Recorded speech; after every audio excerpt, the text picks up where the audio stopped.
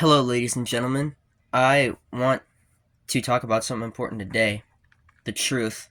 I am a person who believes in the truth and don't think it should be compromised. I have with me some paper slits that have statements on them. Some of them are true, and some of them are a lie. The ones that are true, I will put in the box of truth that I have here. Only true statements will go in there. Meanwhile, statements that are lies, I will crumple up and throw in the garbage can here. Because only the truth deserves to be spread, not lies.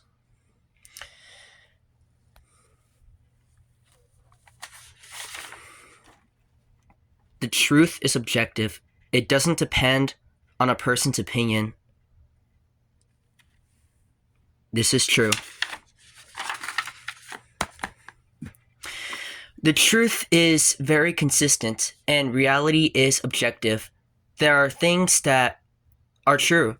It's just the way it is. Not everything is an opinion. Guys, I want to debunk a common misconception real quick. A fact, a true, hold up, a fact, the truth, and what's false are three different things. People use facts and the truth interchangeably, but they're not the same. A fact is anything that can be true or false. A fact can be false. There are false facts. Something can be false, but it is still a fact because either it aligns with objective reality or it doesn't. So a fact is not always going to be true, but anything that's true is always going to be a fact. Anything that's false is always going to be a fact, even if it's wrong. Meanwhile, an opinion is something that cannot be true or false because it is dependent on one's personal beliefs. So nonetheless, the truth is objective.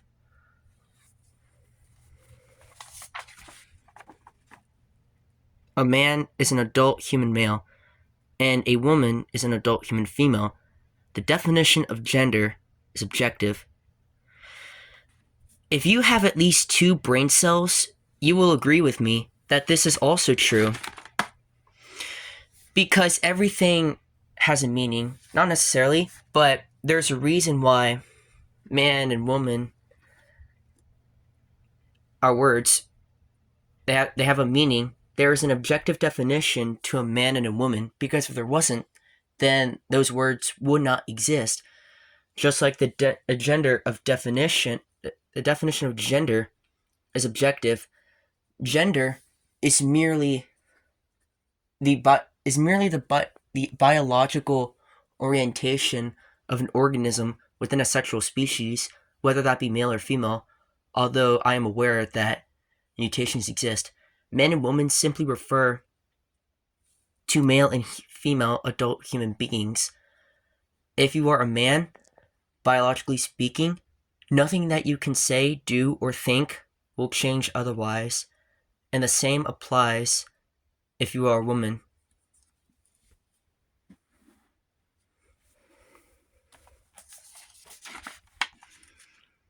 The most important thing in life is money. This one's been going around for a long time.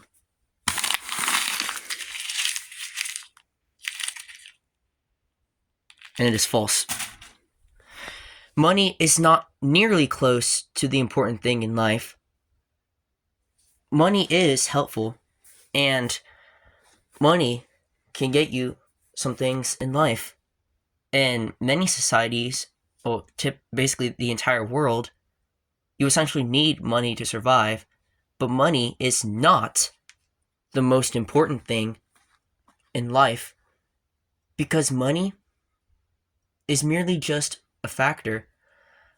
Money is merely just something that guarantees that you can function and get the things you need or things that you want. You not having money or being poor or not having too much money doesn't really matter in your life. It's not the most important thing, although it is nice to have money. The most important things in life that a lot of people agree upon is your family, your friends, the people you love, the things you hold to be good and true, and God. A lot of people are going to say that these are the most important things in life. And I will have to agree. Although it is nice to have money, it's not like money. Money really doesn't matter. It just doesn't.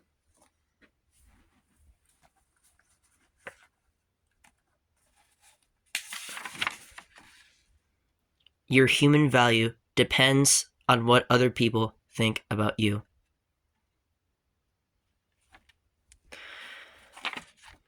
This could only be true from a subjective base. This is false. Your human value is inherent. It does not matter what other people think or say about you. Not the people at school, not the people at work, not your friends, not your family, no one. Nothing that a person can say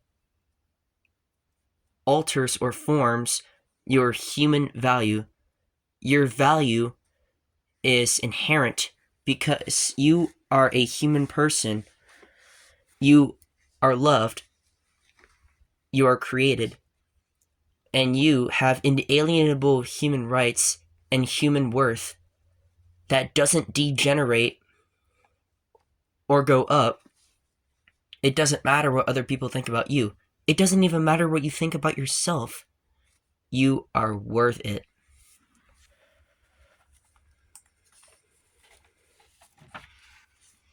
Life has no meaning. People have been wrestling with this throughout the entirety of history, questioning whether or not life has meaning, or more specifically, what is the meaning to life. But the fact that life has no meaning is false. Life certainly does have a meaning. You have a purpose in life, whether or not you know it. It's not written in stone. It's not necessarily dependent on other people, but there is indeed a purpose in life. Life does indeed have meaning. Life is beautiful.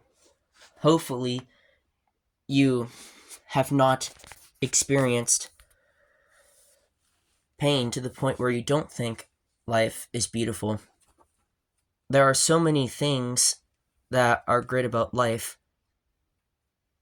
It is true that many people have obstacles in their lives, particularly dealing with finances, but there is so much more to life than the simple obstacles and routines.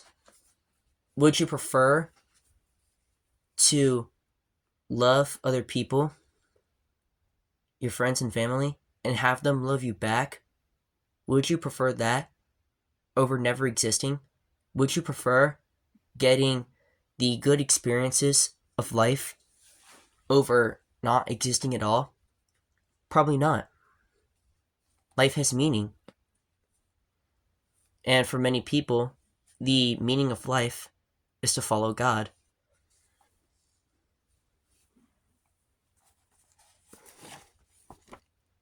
Love is not a feeling or attraction.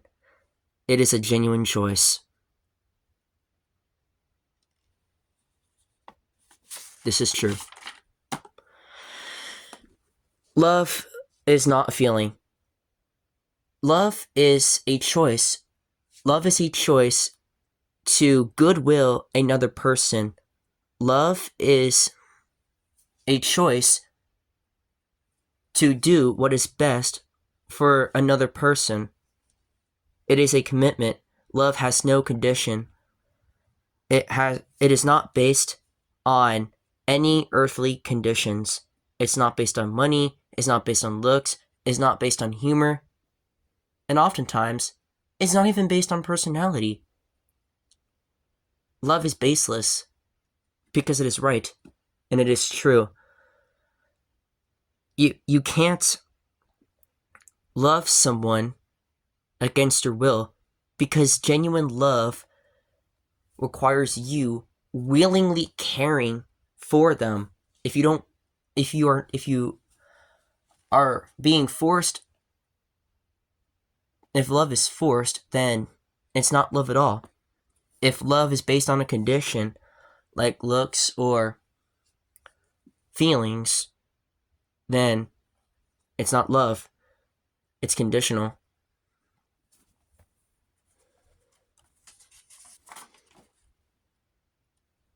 The world cares about what you think.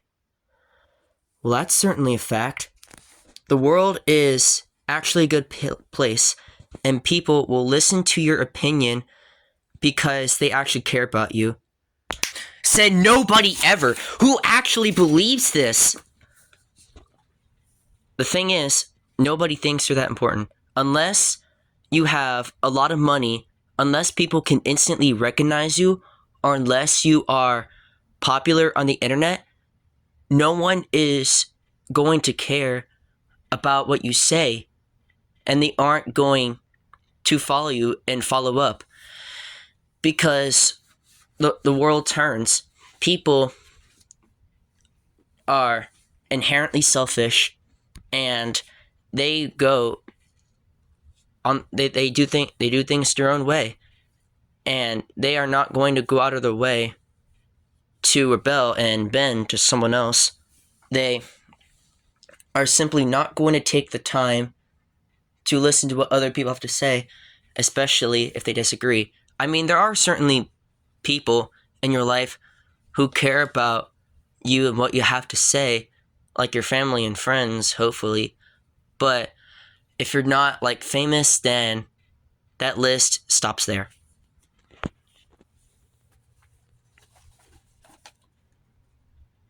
Anger, hate, and violence can and will drive out hate. This is an important one. This is a really important one.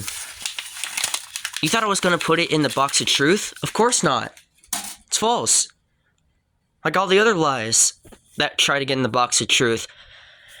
When people experience hate, anger, violence, hostility, they are naturally going to respond back with more anger and more hate, more violence, more aggression, more hostility. They are going to naturally respond that way because they're naturally going to treat people the way that they themselves are treated. But if you're trying to drive out hate, if you're trying to break hate cycles, then that is not going to work. Because when people are hostile to each other and hate each other and let their anger overtake them, then that anger will grow. Responding in anger will only grow the anger. When people retaliate in hostility, the hostility only grows. People only get more divided. They only get angrier. They only hate each other more. Anger, hate, violence, and hostility are not the way to drive out hate. Instead, what will drive out hate is the opposite of that. Love, compassion, empathy, understanding. It takes patience. It takes patience, guys. You don't have to like someone or agree with them. But when you're trying to break a hate cycle, when you're trying to get along or fix a conflict, it takes empathy. When people do wrong against you, the most powerful thing it can do is to simply love them and show them compassion. I mean, responding with hostility is one thing, but you could try to help them.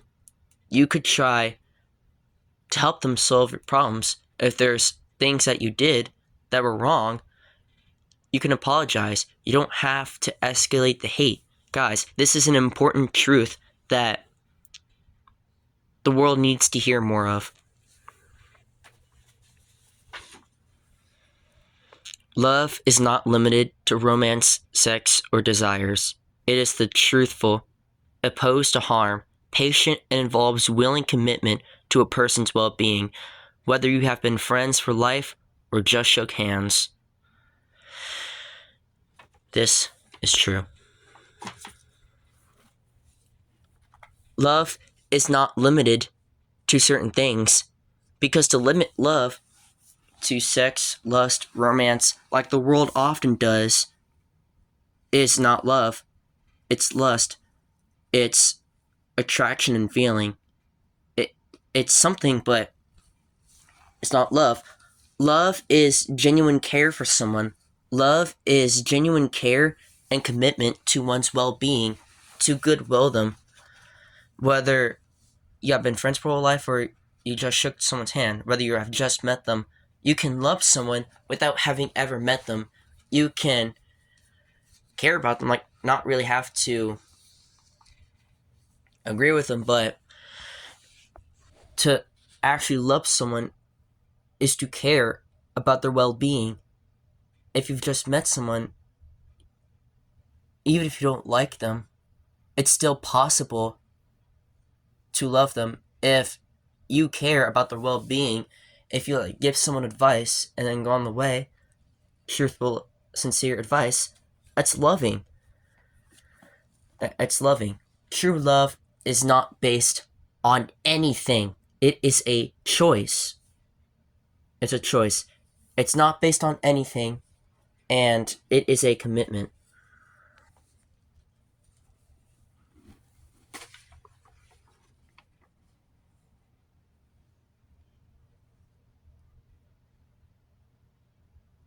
Jesus of Nazareth really rose from the dead. True.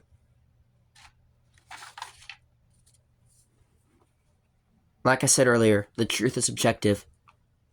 Jesus really did rise from the dead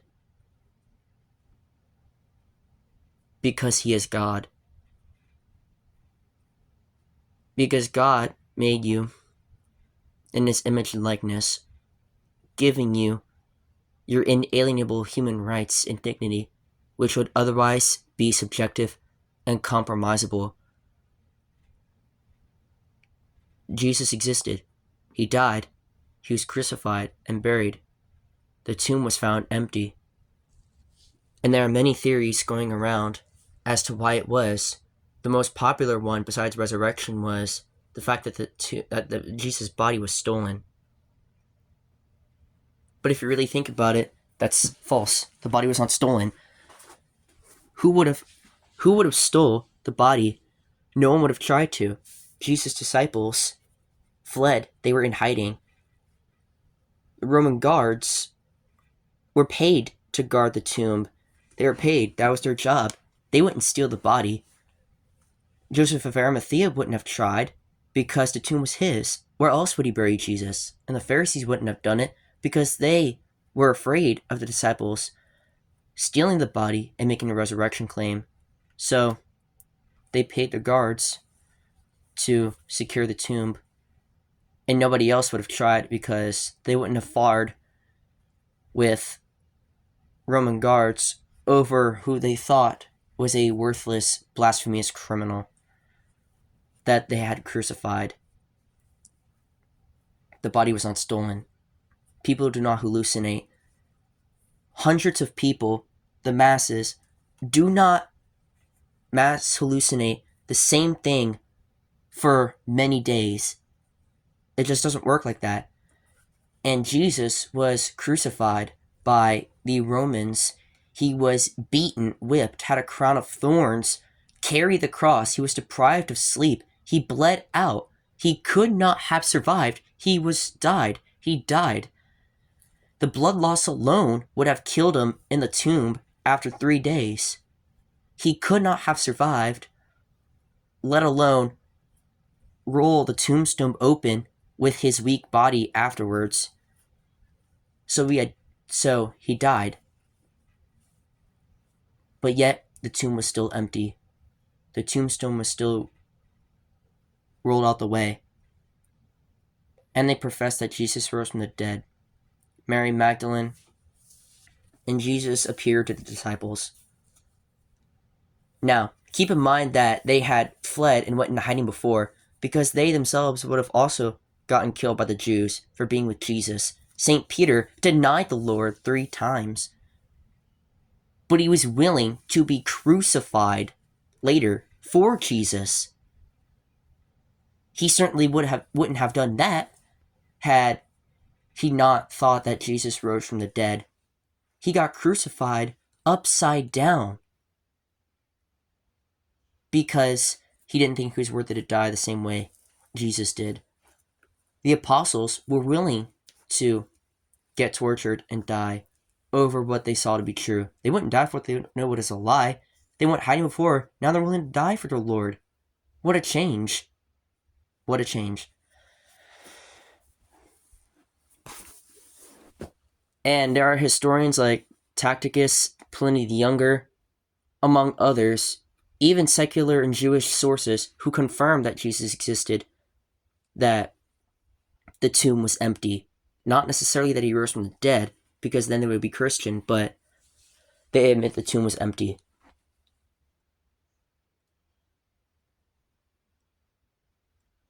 So, yes, Jesus really did rise from the dead.